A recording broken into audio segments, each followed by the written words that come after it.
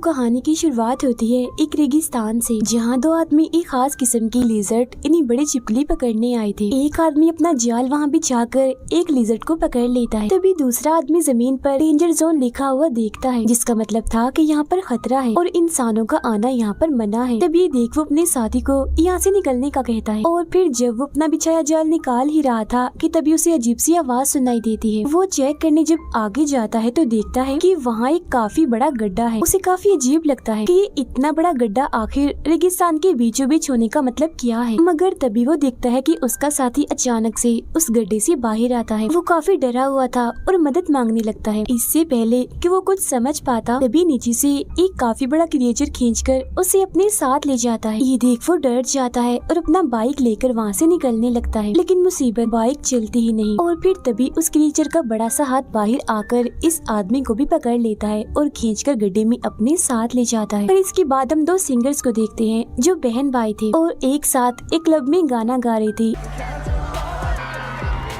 इनमें लड़के का नाम काओ था। फिर जब शो खत्म होता है तो काओ अपनी बहन से कहता है कि हम जो भी पैसे गाने गा गा कर कमाते हैं इतनी मेहनत से, उसमें से आधे से ज्यादा हिस्सा तो हमारा सीनियर ही रख लेता है, इसीलिए अब से मैंने उसके साथ काम करना बंद कर दिया है। उनकी बातचीत करने के दौरान ही वहाँ नशे की रोकथाम करने वाली पुलिस आ जाती है, जो पूरे क्लब में छापा मारती है और सभी लोगों को चेक करने लगती है कि किसी ने नशा तो नहीं किया हुआ। आखिर में उस सिंगर काओ पर ही इल्जाम लगा देते हैं कि और किसी का तो पता नहीं, मगर ड्रग फिलहाल तुमने लिया हुआ। हालांकि काओ उन्हें समझाता भी है कि नहीं, ऐसा कुछ नहीं है, मैंने कभी ड्रग को हाथ तक नहीं लगाया। मगर पुलिस उसकी बातों का यकीन नहीं करती। थोड़ा सोचने के बाद उसका शक अपने सीनियर पर जाता है, जिसके साथ उसने काम करना बंद कर दिया था। फिर अब काओ को जमानत पर छोड़ दिया जाता है। इनकी बातों के दौरान उसकी बहन के पास उनकी मॉम की कॉल आती है, जो बताती है कि आपके नाना की मौत हो गई है। जो सुन वो लोग अपने गांव जाने के लिए निकल जाते हैं अपनी मॉम से मिलने के लिए, जहां रास्ते में काओ अपने नाना के साथ गुजारा हुआ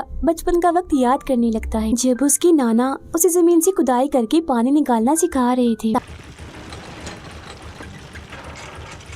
ताकि गांव वालों की पानी की जो तंगी है वो दूर हो सके। अब कुछ ही वक्त के बाद वो लोग अपने घर पहुंच जाते हैं और अपनी सारी फैमिली से मिलते हैं। तभी यहाँ एक लड़की जिसका नाम फोन था वो आती है, जो काओ की बचपन की दोस्त थी और अब वो एक काफी मशहूर यूट्यूबर बन चुकी थी। वो यूट्यूब पर वीडियोस डालती। काओ फोन से बात करने की कोशिश करता है, मगर वो उससे काफी नाराज थी और ठीक से उससे बात नहीं कर रही थी, क्योंकि आज 10 साल के बाद काओ अपने गाँव वापिस आया था। इस बीच उसने अपने दोस्त फोन से कोई भी राब्ता नहीं रखा। अब यहाँ से सीन चला जाता है काओ और फोन के बचपन में, जहाँ हम देखते हैं कि एक बार फोन के डैड काओ के नाना को वो लिजर्ड्स गिफ्ट में दे रहे थे, क्योंकि उन्हें काफी कीमती माना जाता है। ये लिजर्ड्स फोन ने ही पकड़ी थी, मगर काओ ये कहकर उन्हें पिंजरे से आजाद कर देता है कि हमें किसी को भी ऐसे कैद नहीं करना चाहिए। उसकी ये बात फोन को इतनी पसंद आ जाती है कि उनकी दोस्ती हो जाती है। फिर इसके बाद हम वापिस से मौजूदा वक्त में आते हैं, जहाँ हमें वही दोनों आदमी दोबारा से दिखाए जाते हैं जिन्हें हमने शुरुआत में भी देखा था। इन दोनों को दरअसल उसी क्रिएचर ने नीचे गुफा में कैद करके रखा हुआ था। तभी वो क्रिएचर वहाँ आ जाता है, जिसका साइज बहुत ही बड़ा था और वो काफी खतरनाक भी दिख रहा था।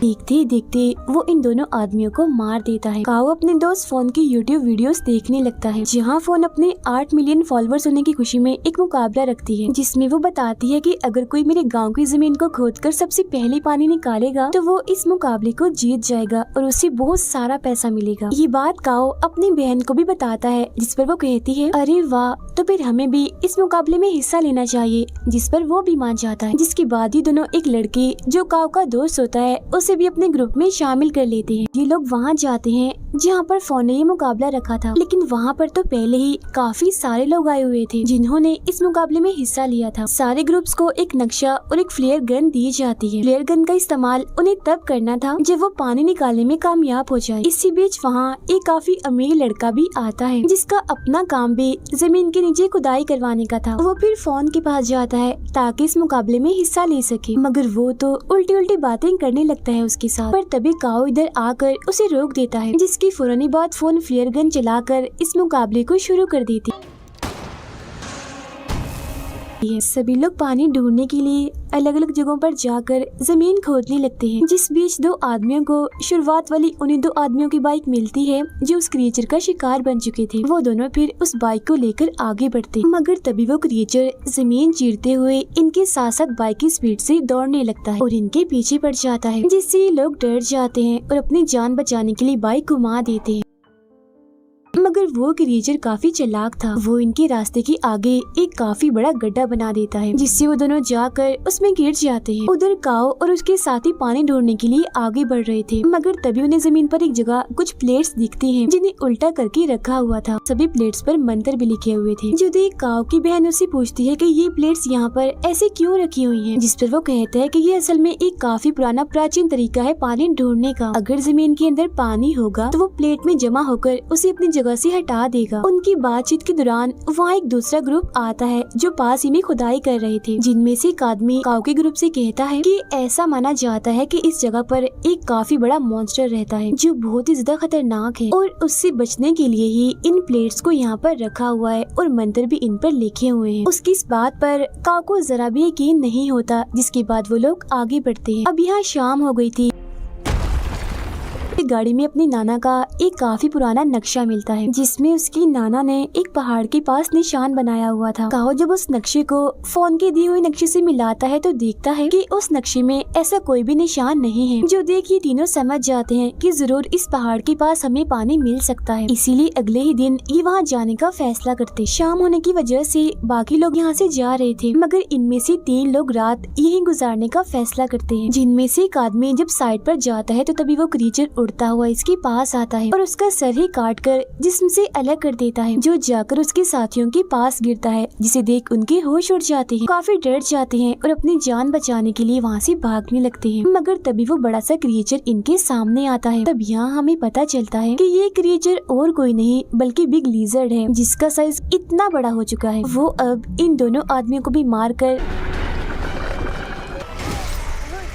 अपना शिकार बना लेता है। फिर अगली सुबह जब फोन को उन तीनों आदमियों के लापता होने की खबर मिलती है तो वो काफी परेशान हो जाती है, इसीलिए वो इस मुकाबले को बंद करने का फैसला करती है। तभी फोन का मैनेजर उस अमीर लड़के को कॉल करके बताता है कि 3 लोग गायब हो गए हैं, इसीलिए फोन इस मुकाबले को बंद करने वाली है। जिस उन अमीर लड़के को काफी गुस्सा आ जाता है, इसीलिए वो कहता है अगर मुकाबला बंद किया तो मुझसे बुरा कोई नहीं होगा, अंजाम तुम जानते ही हो। जिस उन मैनेजर डर जाता है, इसीलिए वो फोन को मनाने जाता है और कहता है कि देखो ये कितनी बुरी बात है, पहले हमने मुकाबला रखा, अब हम इसे बंद कर रहे हैं तो ये अच्छी बात तो नहीं है, इसीलिए हमें इस मुकाबले को बंद नहीं करना चाहिए। और रही बात उन 3 गायब लोगों की, हो सकता है कि वो खुद ही वापस चले गए हों या फिर किसी और ने उन्हें पकड़ लिया हो, तो हमें इन सब बातों को नजरअंदाज करके अपना मुकाबला जारी रखना चाहिए। हालांकि फोन ऐसा करना तो नहीं चाह रही थी, मगर मैनेजर के काफी कहने पर वो अपना मुकाबला जारी रखती। काओ और उसके साथी नक्शे वाली जगह पर आ जाते हैं, जहाँ उन्हें गुफा मिलती, जिसके अंदर जाने पर इन्हें एक ऐसी दीवार मिलती है जो काफी गीली थी, जिसे देख काओ कहता है कि शायद दीवार के पीछे पानी है, इसीलिए हमें दीवार को तोड़ना चाहिए।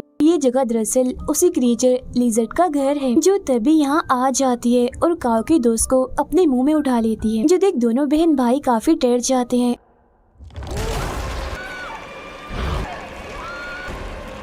और अपनी जान बचाने के लिए गुफा से बाहर आ गए थे। फिर वो बाकी लोगों के पास जाकर सबको इस क्रिएचर के बारे में बताने लगते हैं, मगर कोई भी इनकी बातों को यकीन नहीं करता।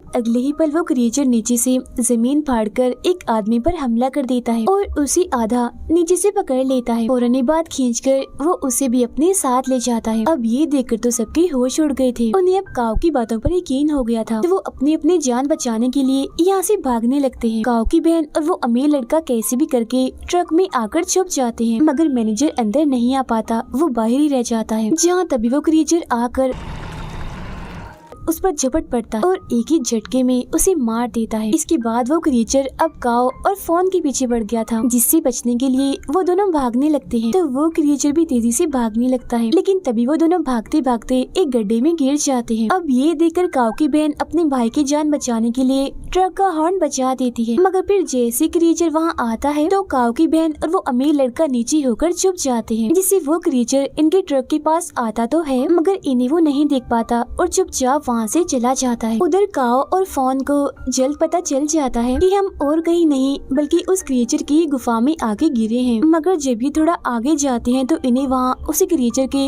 बहुत सारे अंडे दिखते हैं। यही इन्हें काओ का दोस्त भी दिखता है जो मरा नहीं था बल्कि अभी जिंदा था। क्रिएचर ने उसे भी उस मजबूत कवर में कैद करके रखा हुआ था। वो उसे वहाँ से बाहर निकालने की कोशिश करते हैं मगर नहीं निकाल पाते क्योंकि वो कवर उनसे टूटता ही नहीं। यहाँ उन्हें और भी बहुत सारे लोग दिखते हैं जो बिल्कुल ऐसे कवर में कैद थे। इन लोगों को दरअसल उस क्रिएचर ने अपने बच्चों को खिलाने के लिए रखा हुआ था। उधर काओ की बहन ट्रक से बाहर आती है तो देखती है कि वो क्रिएचर तो इनके ट्रक के ऊपर ही सो रहा है। वो चुपके से बगैर कोई शोर की आगे बढ़ती है और अमीर लड़के की गाड़ी में जाके बैठ जाती है, जिसके बाद वो अमीर लड़का भी ट्रक से निकलता है और अपनी गाड़ी की तरफ बढ़ने लगता है। मगर तभी उससे आवाज पैदा हो जाती है जिससे वो क्रिएचर नींद से जाग जाता है और फौरन ही उस पर हमला कर देता है। वो उसे भी उठाकर अपनी गुफा में लाता है और उसी कवर में बंद कर देता है। काओ और फोन दोबारा से उसी गीली दीवार के पास पहुंच जाते हैं, जिसे चेक करने के बाद फोन कहती है कि दीवार की दूसरी तरफ पानी है और क्योंकि ये लिजर्ड क्रिएचर है इसलिए शायद इसे पानी पसंद नहीं होगा, तो उसने पानी से बचने के लिए ये दीवार बना कर इसके बाद ये दोनों उस गुफा से बाहर आ जाते हैं। जहाँ इन्हें कुछ लोग दिखते हैं तो ये उनके पास चले जाते हैं मगर तभी वो क्रिएचर बड़ी स्पीड में आता है और पलक झपकते ही वो बहुत सारे लोगों को अपना शिकार बना लेता है, उन्हें मार देता है। वो फोन को भी देख लेता है और उसे पकड़कर अपने साथ ले जाता है। अब यहाँ काओ फ्लेयर गन चला देता है जो देख उसके पास सिर्फ एक ही ग्रुप आता है जो वही था जिसने काओ को उन प्लेट्स और क्रिएचर के बारे में बताया था। अब कुछ वक्त के बाद यहाँ काओ की बहन भी आ जाती है। वो लोग एक प्लान बनाते हैं जिसके बाद काफी तेज गाने बजाने लगते हैं। जो आवाज सुन वो क्रिएचर जमीन फाड़कर थोड़ा सा बाहर आता है और सब पर धाड़ने लगता है। वो लोग ये देखकर उसे चारों तरफ से घेर कर उस पर हमला कर देते हैं। जो देख वो क्रिएचर दोबारा से अपनी गुफा में चला जाता है। काओ की बहन कुछ लोगों के साथ उसी गुफा के अंदर जाती है जहाँ वो उन लोगों की मदद से कवर में फंसे हुए सभी लोगों को बाहर निकालती है। लेकिन वो जो अमीर लड़का था वो गुफा में से कहीं गायब हो गया था, जिसे ढूंढने के लिए फोन चली जाती है। अब उस अमीर लड़के ने अपने साथ एक बॉम्ब ला रखा था जिसे ये लोग उसे गीली दीवार में लगा देते हैं, जिसके बाद काओ उसका रिमोट लेकर फोन और उस अमीर लड़के को ढूंढने के लिए गुफा के और अंदर चला जाता है। उधर फोन अमीर लड़के को ढूंढ ही लेती है मगर जब वो यहाँ से जाने लगते हैं तो वो क्रिएचर इनके सामने आ जाता है, जिसे देख अमीर लड़का फोन को वहीं छोड़कर सिर्फ अपनी ही जान बचाने के लिए वहाँ से चला जाता है।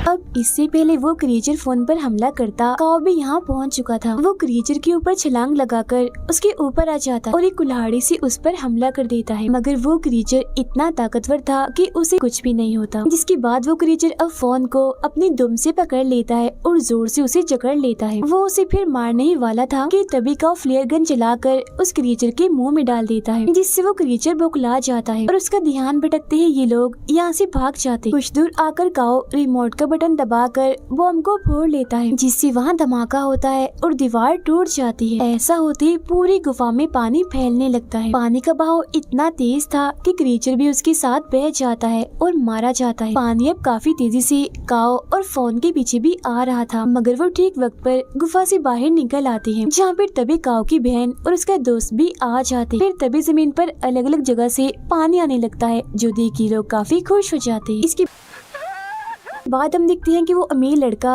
गड्ढे से बाहर आता है जो अभी जिंदा था, जिसके हाथ में उस क्रिएचर का अंडा था, जिसे देख वो काफी हंस रहा था। अब अंडा होने का मतलब ये है कि उस क्रिएचर का जड़ से खात्मा नहीं हुआ, क्योंकि उसके अंडे अभी मौजूद हैं, जिनमें से जाहिर है और भी बहुत सारे लिजर्ड क्रिएचर निकलेंगे। और इसी के साथ ही ये फिल्म यहीं पर खत्म हो जाती है।